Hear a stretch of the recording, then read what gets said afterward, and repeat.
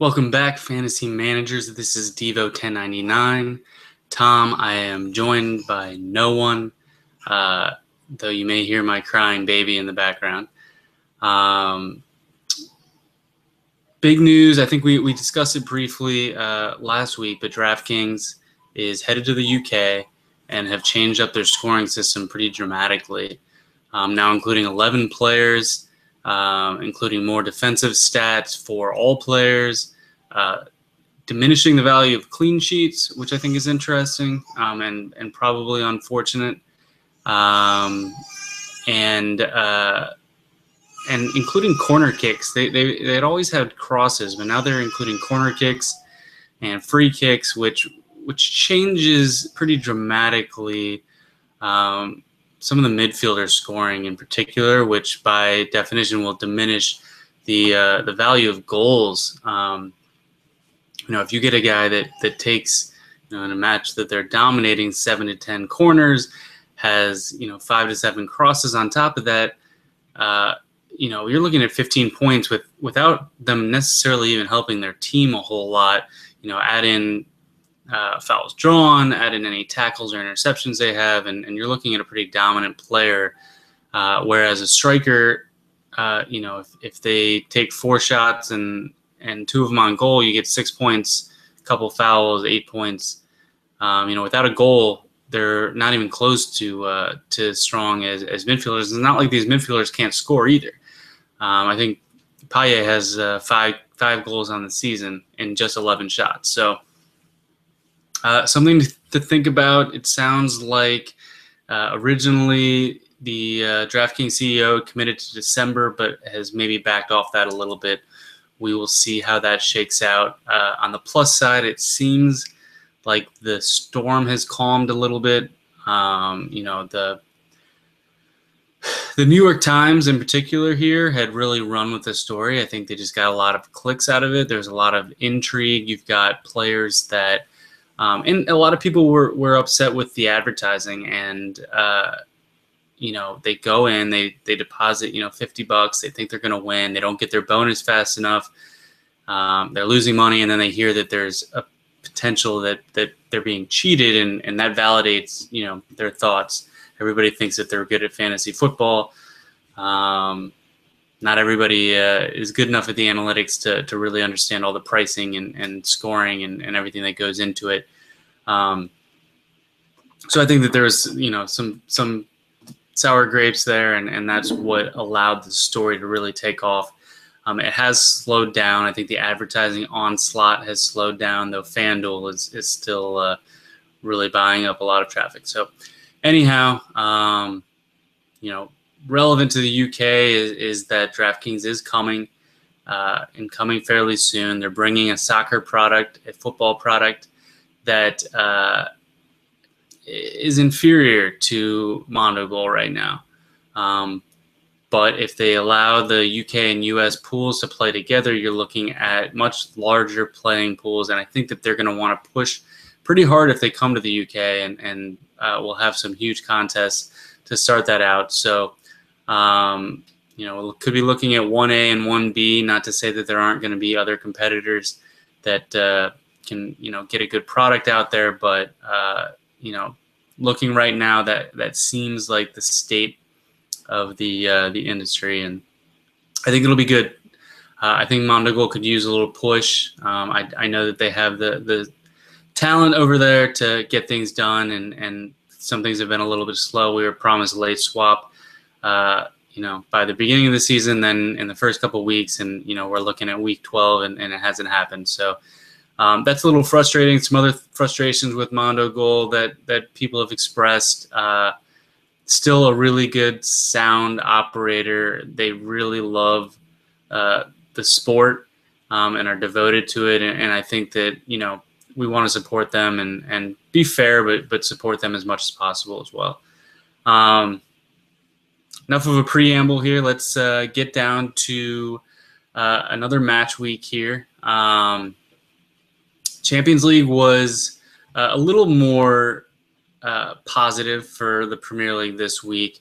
Chelsea was able to get a late win from Willian, who has just been a star for them, and carry them to what little positive results they've gotten, but he has certainly not been the problem. Manchester City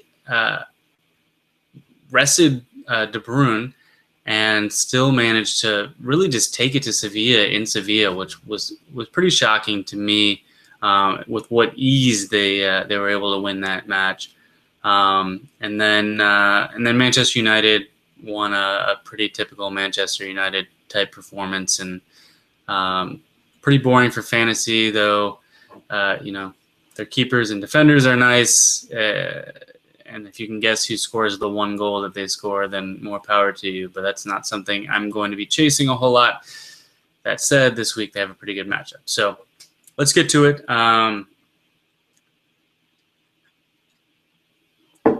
Saturday noon game. We've got Bournemouth hosting Newcastle. Two teams that are struggling pretty dramatically. Bournemouth, the victim of some serious injuries. And they haven't really seemed like the same team. Losing Wilson, losing Gradle. Murray, has scored a couple goals. Hasn't really been that effective yet. Richie is coming on a little bit, but overall their defense is just giving up too much. And I'm not sure that they're going to have enough to recover. It doesn't seem like they're the type of club that is just going to spend a lot of money in the January window to try to fix things. They tried to spend money and lost a lot of those big additions with Gradle and Mings. So I think that we're kind of looking at the Bournemouth team that we're going to see all year, and I don't think that they're going to have enough in defense to stay up, which they may go down and pop right back up if the financial windfall that comes being in the Premier League helps them out enough. They can get back up. If you're paying attention to championship, Burnley and Hull are both right there and in position to get promoted back to the Premier League. So it can be done. It's difficult. It's a really tough thing to get relegated and then pull it together and get back up. But Bournemouth could do it. Not that this is their funeral just yet, but it doesn't look pretty. Newcastle, who dodged relegation last year very narrowly, also struggling. They had a really it got a lot of stress off of them to score 6 goals against Norwich. They couldn't repeat the feat, but they're playing a little bit better. They, from a fantasy perspective, they have some players that we're a little more interested in. And this match could have goals. For the most part, we're going to be focusing on the contests that start with the 3 p.m. matches. But to touch briefly on Bournemouth, we mentioned Richie at 10.2 million. He's okay. It's probably a little bit expensive for him. Murray's down at 5.3 million, which I like that here. I think Newcastle can be scored on. And then the two defenders, Daniels and Francis, 8.4 and 7.3 respectively. They're still getting forward. There aren't really players up there to finish what sort of their crosses and attacking efforts. But when you look at the final third stats for the past 4 matches, they're both in the top 5, and that's despite really struggling the past 4 matches. So they're getting forward. They're going to be at home. They're probably a little more expensive than you'd like, but there's a chance Newcastle doesn't score. And if you're playing the early matches, it's nice to take some players that are going to be playing, since we'll have those lineups. So I wouldn't be opposed to playing Daniels and Francis, and maybe Murray from Bournemouth. On the Newcastle side, Wijnaldum, you're still paying for that 4-goal effort, and I don't think that's something he's going to replicate in his career, because it was just pretty random. He's a good player. He gets himself in good positions, but he's not scoring 4 goals, and he's not worth 11.4 million on Mondogoal. Janmaat, 6.7 is decent. Sissoko at 6.6. He's the type of player he's going to burn you. It depends on when. He's played very well the last 3 matches. He's got the fantasy points to back it up. But you dig a little bit deeper, and he takes so many games off, and you can't deal with that kind of unpredictability in your lineups. Maybe for tournament, for a larger contest, you could use him, but in an away match with his variance, I don't like him particularly much. Then the strike pair of Ayoze and Mitrovic are a little bit more interesting, primarily because they're priced so well. Ayoze is 5.6, Mitrovic is 4.5. Mitrovic's been drawing a fair amount of fouls. He's a ticking time bomb in terms of his temper. Getting yellows or getting sent off is well within reach. So that alone is probably going to be enough to keep you away from him in cash. But yeah, I'm not opposed to those players at those prices if you're really looking to stack your defense or at some of the higher ticket items in the midfield. In that match, I think I like probably Bournemouth 2-1, something like that. I feel like this is a place where they're going to need to get points. They're going to know that they need to get points and really be in the attacking mindset. If they can't get 3 here, or at a minimum get 1, I think that we can pretty much solidify them as one of the bottom 3. Speaking of the bottom 3, a team that is threatened to go down several years running, Sunderland, looks a little bit more secure in their mission to get relegated this season. They've got Big Sam now, which should help. And Villa is playing very well. Adam Johnson is back. Lenz was benched last match, which could indicate that Big Sam doesn't really love him.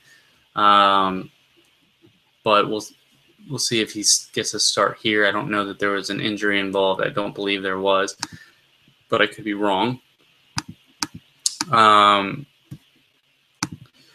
Overall, though, Sunderland just doesn't really have it.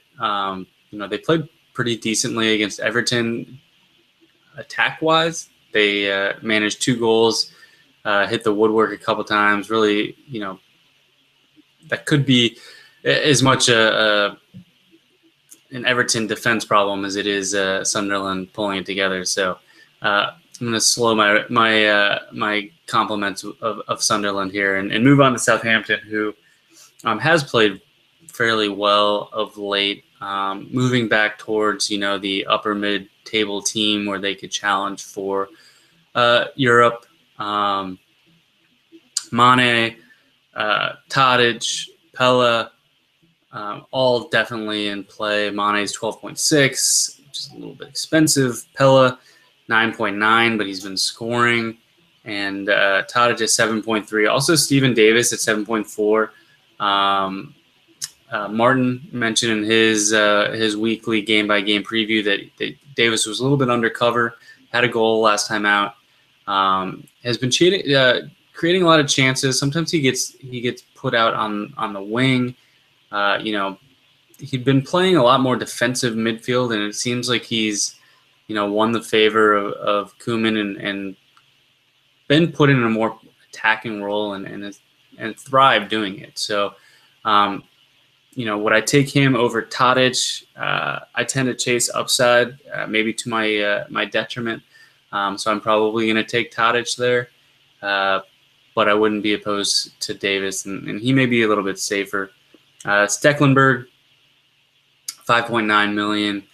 He had been down, in the under 4 or 4 and change range, so 5.9 after consecutive clean sheets. He's starting to get a little bit more respect from the Mondogoal pricing system. But still a really solid value going against a team that'll probably get a few shots on him, but could certainly go goalless, and we wouldn't be particularly surprised. That match, we'll say 2-1 Southampton, something like that. If they strike early, they could certainly just try to save the 3 points, in an away match. So I don't necessarily really want to load up on their attack, but it's also Sunderland, and who knows? I don't think Big Sam can fix that defense overnight.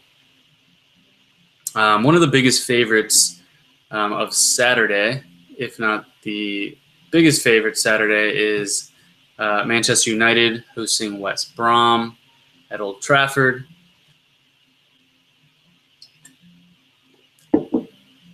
They didn't have to travel this week. They had Moscow come to them, so that should help a bit. Memphis didn't start. I don't know. I really don't know what Van Gaal is planning on doing with him. He's probably a little frustrated with him. He's been his manager for the Dutch national team, and certainly thinks highly of him to bring him in for the price they paid. But Memphis just hasn't been producing. Now they've got Martial, they've got Rooney, who finally scored for the first time in a while. They've got Herrera, who they managed to bench despite being one of their best players, and they've got Mata. So they have the attack to score goals, but they don't have the tactics. Van Gaal is not interested in letting his players loose and going and getting goals. They dominate possession. And they just don't take shots, and it's frustrating to watch because you want to believe that when they have this big advantage over a team like West Brom, that they're going to go out and score 2 or 3 goals with relative ease, and I don't think they can be trusted to do that right now. That said, Martial is still 5.4 million. I don't know what the algorithm is thinking with Mondogoal. He started around that low. He scored a bunch of goals. He hasn't moved. He's been a little bit less effective the past 3 or 4 matches, but I think that in a match like this, he's going to be pretty highly owned, and we're going to want to conserve some money to go after some of the higher priced midfielders like Mata, 10.7. De Gea is probably the top goalkeeper, but he's 10 million, so not a lot of room to profit. But it'd be very surprising if West Brom was able to break the fortress at Old Trafford. Rojo's been playing really well. He's 8.2 million. I could see using him and De Gea if you had the money. If you want to get some exposure to the Manchester United defense. West Brom, I don't think that they're really in play here. That said, scouting for future matches, Rondon is starting to play fairly well. He's 5.9 million, and McLean has been setting in a lot of crosses and been fairly active, and it's just 4.5 million. You got to figure that if he doesn't play well here, which most of West Brom will probably not play well here, his price should stay right around there. And if I don't know who they play next, but in the coming matches, if he has a more advantageous fixture, definitely looking at McLean. He's been pretty good to me the past few weeks. Next match on the agenda here, West Ham hosting Everton. West Ham has been the bane of my existence. I have not been on their side. I don't think that they're a great team. I think Payet has been incredible. I do think they have some fun players. I do think that they do have quality. They don't have a very good defense, and they are not as good in the attack as they've seemed. They've been able to convert at a really high rate, the highest in the Premier League. Those things tend to work themselves out over 38 matches. And last week against Watford was an example of an inferior team, taking it to them and handling that match with ease. So West Ham has surprised teams. They've played good counterattacking football, and they've protected their leads well. But they have to get a lead first, and Everton's going to see them coming. So, I do like Payet here because I think Everton is not as strong at the back as you would hope. Moses. Payet Moses 7.6, Payet 13.5. So Moses should start. It sounds like he's fit. If you see him in the lineup, he may only play 60, 65 minutes. So there's definitely considerable risk there, which makes paying $7.6 million probably an inefficient way to spend your budget. But he's a pretty skilled player, so I could see using him. Sacco, $7.2 million. He certainly had opportunities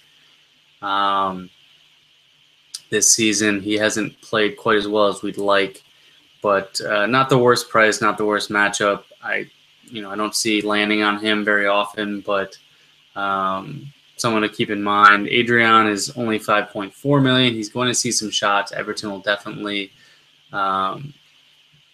be able to get in deep on West Ham's defense. If you think that Adrian and West Ham can hold them off, by all means, I probably will not be touching Adrian. Everton, on the other hand, looked really good in the attack against Sunderland. De La Feo gives them a spark down the right. Kone had a hat trick. And is only $5.4 million, which is pretty good value for a player that scored something like 34 Mondogoal points last game. This is a Lukaku game, though. I like Lukaku a lot at $8.7 million. It's an away match, but I do think that he's just going to be physically dominant against West Ham's back line. I think that Tompkins is okay, but I think that Lukaku is going to be able to be a really solid target man in this match. And then Ross Barkley, $11.9 million. He's been pretty incredible. That he was sort of a running joke for a few years here because he was so hyped and rated so highly, but then he just hadn't really produced. This season he's starting to put it together. It's still, you see some plays that you're not particularly impressed with, but overall, he's really turning the corner. He's still very young, so that's nice to see for Everton. They've got a really solid attack coming together. That if they can sort out their defense, this could be a pretty good team. Not just in the future, but this year. They're already kind of hanging around the upper middle of the table, and we'll see if they can continue. Next, we have Norwich hosting Swansea. The highest price Norwich player is Nathan Redmond, who has been a fantastic fantasy play when he starts, which somehow isn't every match. I would hope he gets to start here because he was benched last match, but I can't be sure of that. Obviously, if you're playing the Bournemouth match, then I don't think you can take a risk on Redmond unless you hear more conclusively that he is going to start. It's a solid matchup. Swansea's been pretty mediocre since the beginning of the season, so there's a good chance that they let in goals. Robbie Brady's $6.2 million.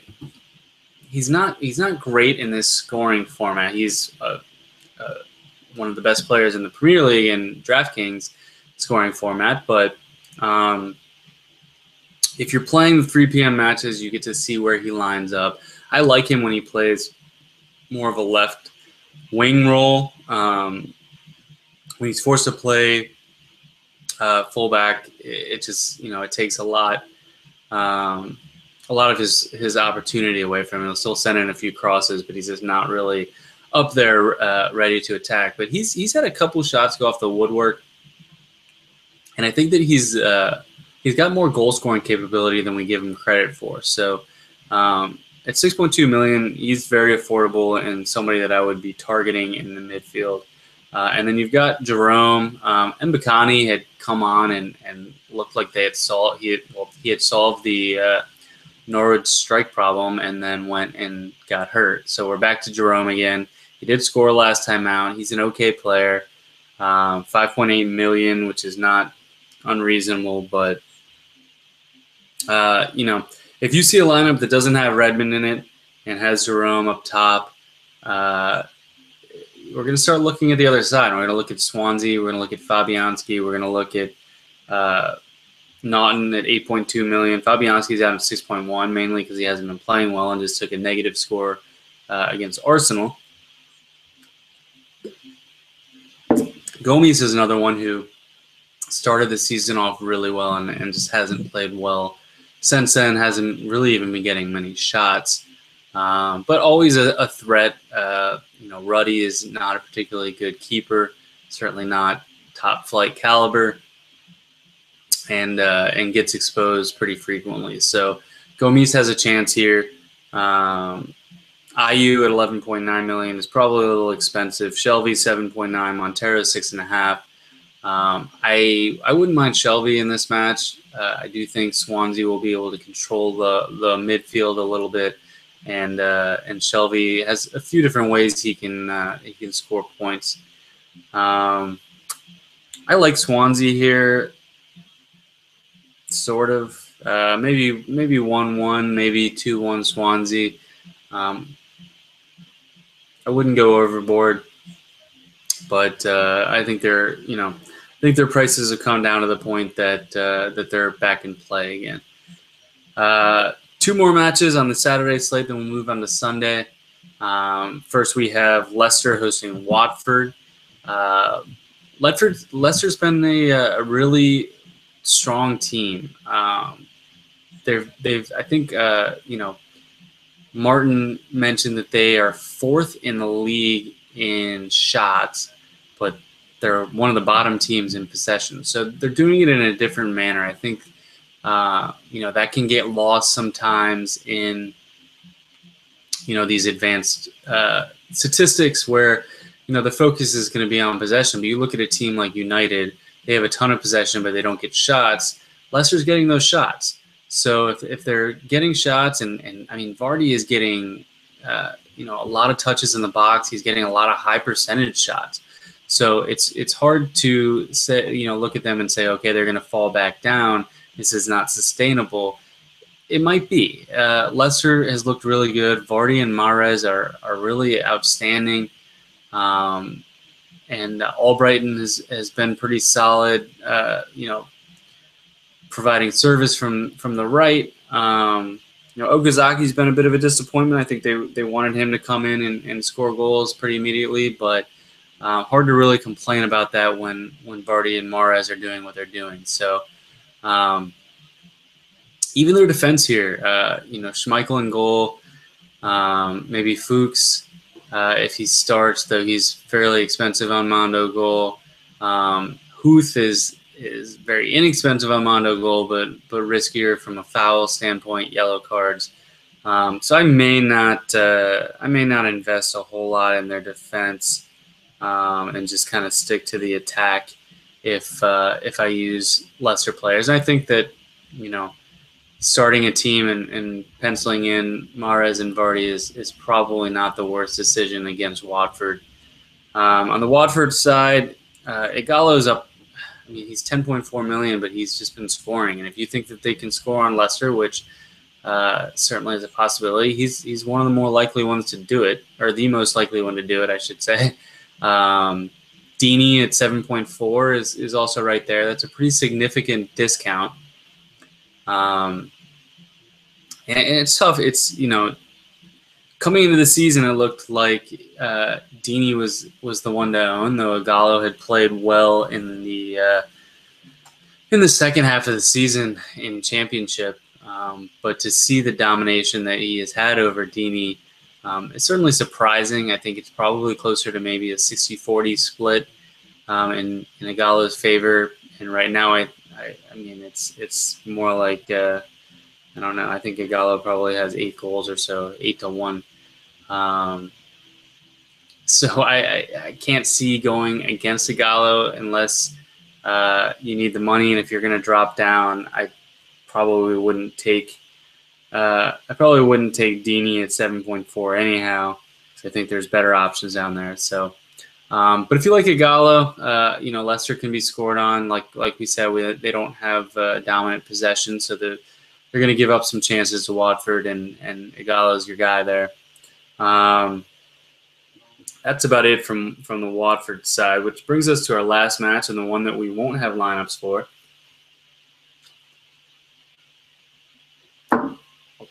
And that's Stoke hosting Chelsea.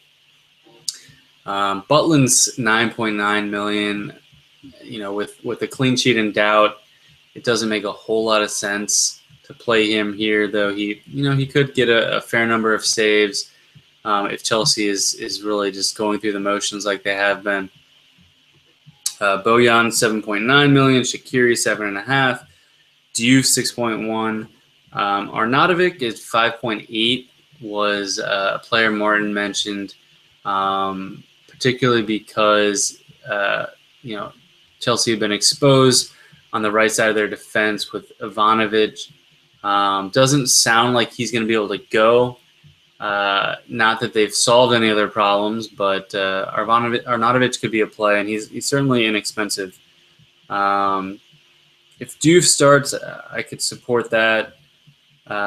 Glenn Johnson and Peters are both a little bit expensive, but have been really solid scoring defenders. In the end, without being able to see how they're lining up and being certain that, Diouf, for example, is starting up top, probably leaving Stoke alone for the most part. Chelsea, on the other hand, I would take Willian, 10.1 million. He's, like I said earlier, he's really been the saving grace of anything they've done positively here in the past 6 to 8 weeks. He's just a really solid player. He's been given a lot of responsibility. He's taking free kicks. And Hazard is in the doghouse. He was rested for Champions League. I would expect for him to get back in at 12.5 million. He's at a price that makes more sense. It's insane to think that Mourinho is leading a discussion about how Hazard was one of he's approaching the level of Messi and Ronaldo in the world, and now he's getting rested for important Champions League matches. So things are just they're a train wreck in Chelsea right now. It seems like the players have very limited interest in saving Mourinho's job, and we've got an international break coming up that would be a very convenient time to let him go. It's difficult to imagine. I mean, they won the league last year, and it's all happened so fast where they've really fallen on hard times. But high expectations and a huge wage bill and a billionaire at the trigger. Couldn't have predicted it, but Mourinho could be out. And it'll be interesting to see where he goes to take his next 3-year stint before turning a team around and flaming out. But this one has been particularly impressive and unpredictable, though I guess with his track record, it shouldn't be considered unpredictable in the end. So that's Saturday. Southampton, United, Everton, maybe some West Ham, Leicester. Those are the teams that we're going to be focused on. I think you can make a pretty solid team from that. Finding inexpensive defenders has become a big challenge. So that's a place that you might have to dig a little bit. Coleman, 6.7 million. I didn't mention him. That's pretty solid. But it makes it more difficult to pay for Payet if you need to pay 8-9 million for some of your defenders. So keep that in mind. See what you can come up. Check lineups when they come out, and see if if there's a for the player rotated that maybe is less expensive, and that can help out. So there's 3 matches Sunday, which because the North London Derby is involved, we're going to go ahead and look at them. Manchester City, go figure, the most dominant team again here. They are playing at Villa Park. From a Villa standpoint, Amave seems to have lost favor. Hasn't been starting, even with the new manager, he wasn't starting. Well, I guess Garde hasn't really selected a side yet, so maybe I shouldn't read too much into that. But he was great for fantasy purposes, and then has kind of fallen off. IU, on the other hand, was terrible for fantasy purposes, then has come on and scored in back-to-back matches. So I'm not taking him against City, but somebody to watch. Grealish also, I bring him up every once in a while. I do think that he can turn into a player. This is not a match I'm looking at him at. From City's side, with the other 2 matches on Sunday, Liverpool and Palace, and Arsenal and Tottenham, we're going to probably take 4 City players. I don't see much way around it. Problem is some of them have gotten fairly expensive. I think you can squeeze Bonnie in at 8.9 million, Hart 8.4, Kolarov 8.1. The other 3 players I'm looking at are less favorable. De Bruyne's up to 15.4 million. He was rested, so he should be ready to go. He's really excelled when given the reins of the attack with Aguero and Silva out. So I could see using De Bruyne here. I also like Sterling at 9.9 million. And I don't think I could pull the trigger here, but Otamendi is 10.7 million. But his tackles and interceptions have been really impressive, on top of the fact that he scored a goal. They've got a good shot at a clean sheet. In the end, would I spend 10.7 million for him? I don't know. But, if I had the money, that certainly could be an option. Also, Yaya Toure, 12.6 million. He played the 10 against Sevilla and played really well. He's going to be on penalties, which is always a plus. So, again, there's a lot of, despite only 3 games, there's some fairly expensive players. So I don't know if I would reach for Torre or not, but somebody to keep in mind. Next match is Liverpool and Palace. Coutinho 10.8, Lallana 10.3, Milner 7.8. Milner hasn't really generated the fantasy points to back up what looks like improvement under Klopp. Most of the players are increasing the number of passes that they have each match, and